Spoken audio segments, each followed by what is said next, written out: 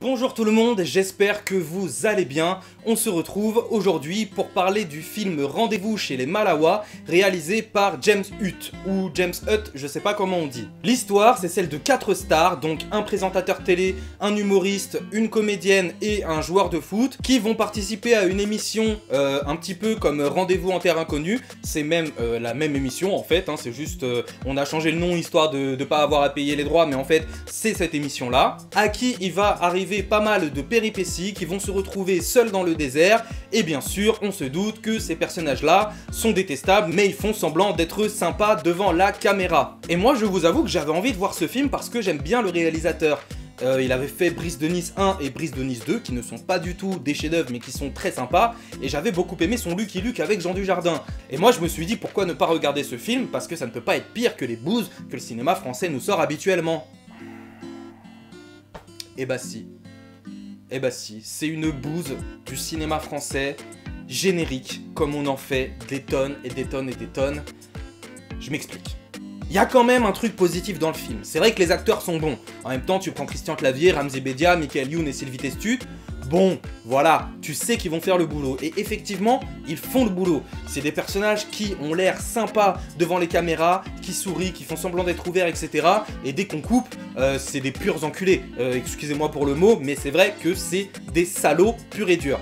Et en soi, le postulat de départ, moi je trouve ça sympa de voir des personnages qui sont sympathiques en apparence et qui finalement sont des vrais salauds, parce qu'on imagine bien que dans la vie réelle, il y a beaucoup de stars qui sont super sympas devant les caméras, et au final tu coupes, ils sont pas si sympatoches que ça. J'ai quelques exemples qui me sont arrivés, honnêtement, je vais pas vous les dire, Vincent Cassel. Mais ouais, des fois, les gens ne sont vraiment pas sympas. Il y a un autre truc qui est plutôt sympa dans le film, c'est les effets spéciaux. Alors il y en a pas beaucoup, hein, c'est pas du tout un film d'action où il va se passer grand chose, mais il y a quelques scènes avec des effets spéciaux, notamment au début quand ils sont en train de prendre l'avion pour se rendre en Afrique. D'ailleurs oui, je l'ai pas précisé, ça se passe en Afrique, hein, les Malawas sont une tribu africaine, fictive bien sûr, mais c'est une tribu africaine. Et quand ils arrivent en Afrique, effectivement, il se passe quelque chose avec l'avion, il y a des effets spéciaux, et j'ai trouvé que les effets spéciaux étaient plutôt quali. Donc ça c'est cool. Mais le problème avec ce film, c'est que sa qualité, donc montrer les stars sous un jour différent selon que les caméras soient allumées ou non,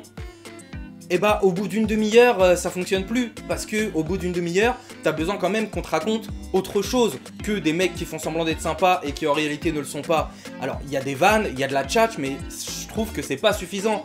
Et on aurait pu avoir un petit Babysitting 2, genre ça aurait pu être un peu dans ce style-là, où il se passe des choses et où les personnages sont obligés de réagir, de s'en sortir, il y a de l'urgence. Alors que là, non. Et même à certains moments, dans la deuxième partie du film, quand ils se retrouvent perdus dans le désert, qui sont livrés à eux-mêmes, etc., bah, il n'y a pas beaucoup de péripéties différentes. Ils sont juste perdus dans le désert et on va faire des vannes avec ça. Et c'est que de la tchatch. Il n'y a pas du tout de comique de situation et il n'y a pas du tout de péripéties, d'enjeux. Enfin, dans Babysitting 2, ils doivent se sortir d'une grotte. Le mec, il doit enlever le venin qu'il a sur le sexe. Ils doivent plonger une falaise de 40 mètres. Ils doivent survivre quand il y a une tribu qui essaye de les tuer. Enfin voilà, il y a plein de choses qui se passent. Et je m'attendais un peu à un Babysitting 2. C'est-à-dire des mecs qui sont perdus dans un pays qu'ils connaissent pas et ils sont un peu livrés à eux-mêmes. Sauf que, à contrario de Babysitting 2, là les mecs ils passent juste leur temps à marcher et à se vanner. Donc non, c'est pas très intéressant. Surtout que tout le film, mais vraiment tous les enjeux du film, reposent sur une calvitie. Sérieusement, l'histoire, en tout cas les péripéties principales du film démarrent parce qu'un personnage ne veut pas qu'on sache qu'il a une calvitie. Et tout démarre de là. Ça peut être sympa, ce genre de film à effet boule de neige où tu te rends compte qu'une toute petite calvitie peut déclencher des événements en chaîne et arriver au climax, on se rend compte que c'est la merde. Sauf que là, ça fonctionne pas trop. Parce que la calvitie déclenche un truc, mais ne déclenche rien d'autre. Il n'y a pas du tout de réaction en chaîne. On n'est pas sur un effet boule de neige. On n'est pas comme dans Jurassic World où il y a juste un dino qui s'échappe et à la fin, le parc qui est fermé avec la moitié des touristes qui sont morts dedans. Là, c'est pas du tout ça. Là, c'est juste, un personnage ne veut pas qu'on sache qu'il a une calvitie.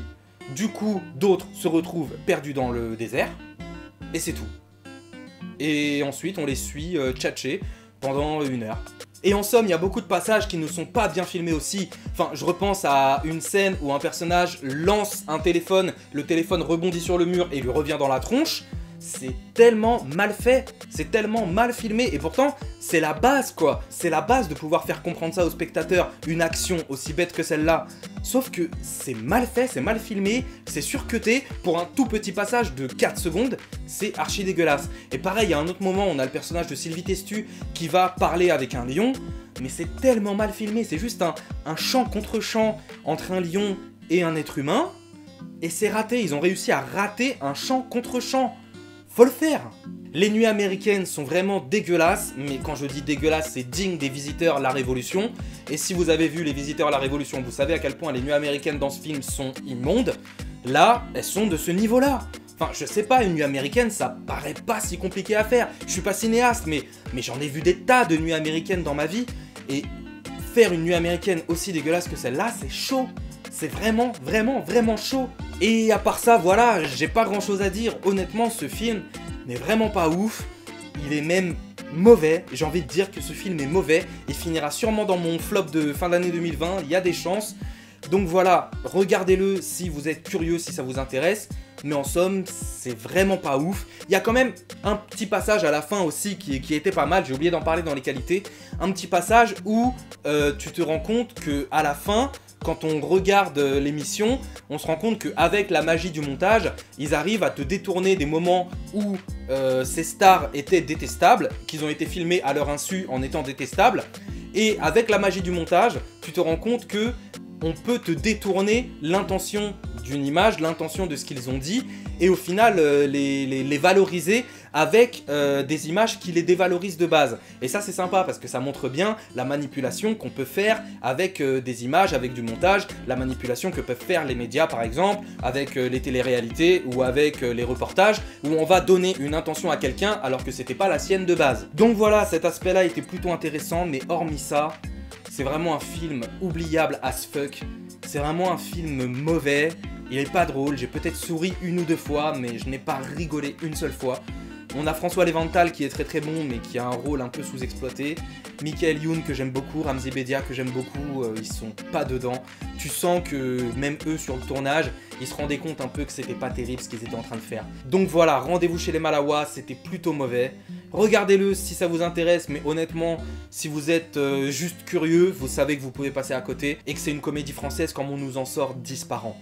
Voilà, c'est tout pour moi, merci beaucoup d'avoir regardé cette vidéo. Comme d'habitude, je vous invite à liker, à commenter, à partager et à vous abonner. Prenez soin de vous, à très bientôt, salut!